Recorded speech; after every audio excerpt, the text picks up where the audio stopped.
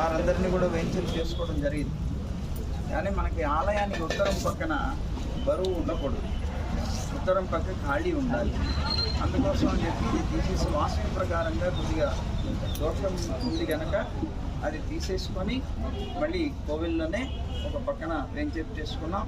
ఇప్పుడు అలా వెంచర్ చేసినటువంటిది చాలా వైభవంగా ఉంది, చాలా వైభవంగా తిరుమల సన్నిధిలోనే అక్కడే అందరినీ చేయవచ్చు.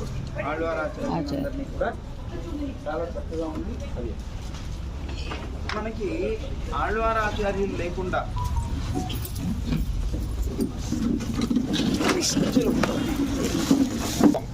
కారణం ఏంటి అంటే మనం దాసులం, దాసానుదాసులం, దాసులకి దాసులం. మనం కనుక దాసులకి దాసులమైనటువంటి మనం మన ఆచార్యులు తీర్థం తీసుకోకుండా మనం తీసుకోము.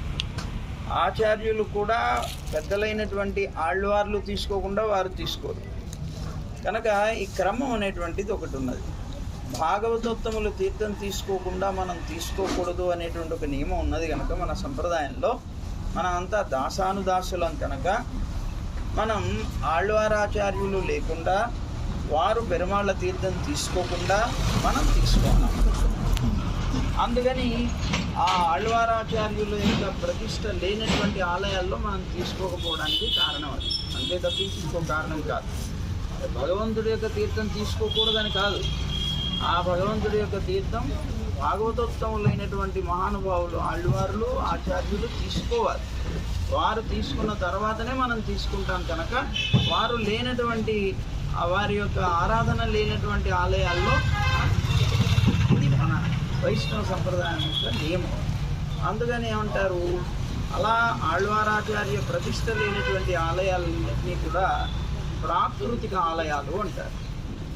ప్రాకృతిక ఆలయాలు. అలాగే ఆళ్వారాచార్య ప్రతిష్ట కలిగినటువంటి వాటిని దివ్య దేశములు అని అంటారు. అర్థమైందండి? అందువల్ల మనకి ఆలయం దివ్య దేశంగానే ఇంతకుముందు ప్రతిష్ట చేసుకున్నాం, కాకపోతే చిన్న మార్పు చేసుకున్నాం.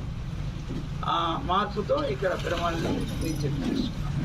అయితే ఇవాళ నుంచి చక్కగా ఇక ఆ మూర్తులకి ఇక్కడి నుంచి వేయించేసినటువంటి వారు. అయితే ఇక్కడ చిన్న జరిగినటువంటి ఒకటి ఏంటంటే ఉడయవర్ల యొక్క మార్పు. ఉడయవర్లని ఇంతకు ముందు కూడా ప్రతిష్ఠ చేసుకున్నాం, చాలా మంచి మూర్తి. కాకపోతే దండం అనేటువంటిది శిరస్సు నుంచి వచ్చిన